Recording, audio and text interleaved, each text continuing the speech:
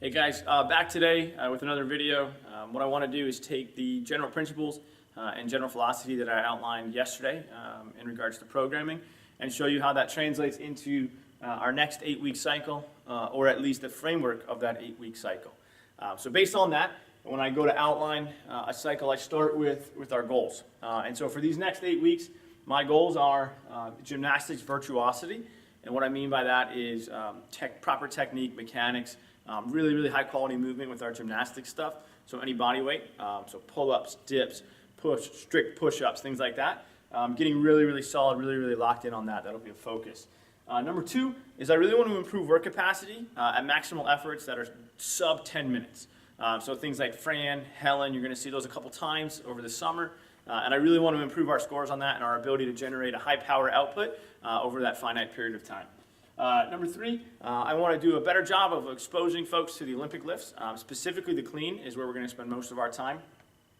And then number 4, I want to continue with the strength gains. In this cycle, we're going to bias a little bit front squats, place a little bit more emphasis on deadlift, and continue with some of the shoulder press stuff that we've been working on. So based on those goals, I put together a guide to sort of guide my efforts in outlining our strength program. And again, keep in mind that this is a general program. It's designed based on not knowing when anybody's going to show up to train. So the idea is to have as much exposure to as many of the movements as possible over the course of 8 weeks. It's not perfect. Anytime you're programming for a group, it's impossible to be perfect. But here are the guidelines that I've set. So within every 2 weeks, we're going to hit the Olympic lifts 3 times. We're going to back squat once and front squat twice. And we're going to hit press or some variation of the press at least 3 times. And we're going to deadlift once every 2 weeks. The reason deadlift is a little bit lower, just so you know, is just because of the demands it puts on the nervous system. Really high CNS demand. So we space it out so we don't get burned out. So those are the general guides. So in every 2 weeks, back to back, you're going to see 3 Olympic lifting sessions, 1 back squat, 2 front squat, 3 pressing, and 1 deadlift. So after that, I look at our energy system stuff. Saturdays, again, you see this big red C. Maybe you can see it on the video. That's just our team WOD or a longer AMRAP type thing, just to build some volume, a little bit lower intensity volume. That doesn't mean it's easy. It just means we're not going to be lifting maximal weights, and the effort is spread out over a longer period of time. If you look, I don't know if you can see it, but Wednesday, Thursday, Tuesday, Thursday, Wednesday, Thursday, Tuesday, Thursday are going to be our in-class, in-week days dedicated to that longer piece. And we're going to start with what's known as MAP 7, work our way down through a couple different forward and back steps to MAP 1. And MAP stands for Maximal Aerobic Power. MAP 7 is basically a 10-minute effort followed by a 2 to 3 minute piece of rest. Repeat that a couple times. And if you can see, I put it in the numbers in quotes because I do play with those time domains a little bit, but they're going to stick relatively close to the prescription there. So within every 2-week cycle, I want to have 3 touches on anaerobic energy systems training. So if you look at the first 2 weeks, next Thursday's some anaerobic work, and then Monday, and then Friday. So within 2 weeks, we're going to see 3 anaerobic pieces. Once every 2 weeks, we're going to have a creatine phosphate battery or CP battery effort. Generally, it's going to follow those Olympic lifting sessions. So we'll do some CP battery stuff every minute on the minute of cleans, of snatches, of whatever it is we're working on that day.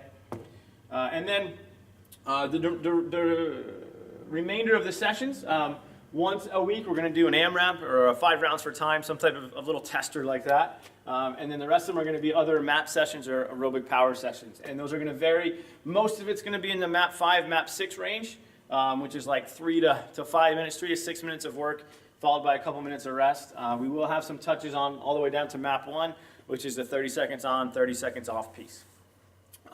So that's kind of the guidelines that I've set. And then as I go in, and the colors are inconsistent, so I apologize with that. I went through a number of different iterations of this, and I should have given some forethought to what different colors mean. But generally speaking, if you can read the blue stuff, that's our strength work. And below that, either in red or green, is our energy system stuff. So to give you an outline of the first week, I'm going to go off a frame here, I think. But next week, Monday is back squat and press. Tuesday is Olympic lifting. Wednesday is that longer duration conditioning piece. Thursday is front squats and some type of upper body pulling. Friday's Olympic, and then Saturday into that conditioning, okay? So now, once we've kind of framed this out for 8 weeks, what I'll do is go back and I'll build specific progressions for each movement. So back squat, front squat, front squat. Front squat, back squat, front squat. Those will each have progressions that will build upon one another, taking us from week 1 all the way down to 7 and 8, and hopefully we're hitting a new PR, setting a new 1 rep max, or at least coming close there. Same thing with the press. We'll go in, we have press, press, press, press. We'll build out, so we'll work on primarily shoulder press. We'll do some single arm pressing. We'll throw in the push press movement to complement that, probably during some of the conditioning pieces or that energy systems training, so that we still have exposure to that. Same thing with the deadlift. We'll build volume across those 8 weeks. The Olympic lifting sessions is a little bit of a unique progression. I like the 20-minute progression. Okay, sorry for that interruption. We had somebody come in who I had to talk to. But back talking about the Olympic lifting, and specifically here the clean progressions, what I have found that works really well in a group setting is to do a 20-minute session to work on skills and build to a heavy single each time. And the reason I like that is for, well, 2 things. Number 1, it gets you a lot of volume. So as beginner Olympic weightlifters, we need a lot of volume. We need a lot of repetitions to get better and to improve. And if it's just 5 sets of 2 or 10 sets of 1, that we don't get the quantity of lifts in that we really want to. And so it allows us to build those good skills with good practice throughout the 20 minutes and get a ton of reps in. The other reason is without a set progression, the coaches have the flexibility to come up to you and say, hey, I think Bill, maybe you need to work from the hang for a while. Julie, maybe you need to work on your third pull or that squat clean part. And it allows the coach to sort of customize your practice a little bit during those 20 minutes based on what they're observing. And it could be a different thing each day.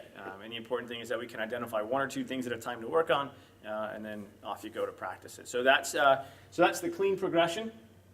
And I think that's just about it. So what I'll do now with this framework is take it back, build out all the progressions we talked about, update this on a weekly basis to reflect the results that I've seen in the gym, to reflect how folks are responding to the workouts and different things like that. And that's the next 8-week cycle. Just so happens that as soon as this 8 weeks are up, we'll take a 2-week, a little bit of a reset, and then that following week, we're actually going to kick off the Summer Team Challenge. A little bit earlier this year in July. A little bit different format this year. We're going to do a 2-person team, and it's going to be 1 guy and 1 girl.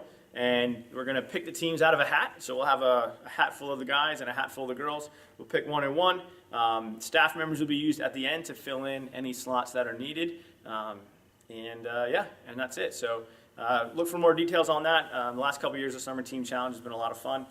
So that's coming your way in July. If you have any questions on this, obviously just post them in the comments below the video on Facebook. But I wanted to, as promised, just give you a snapshot of what's coming down the pike the next 8 weeks. The goals, my planning guidance, and our energy systems training outline. Thanks. Hope you enjoyed it.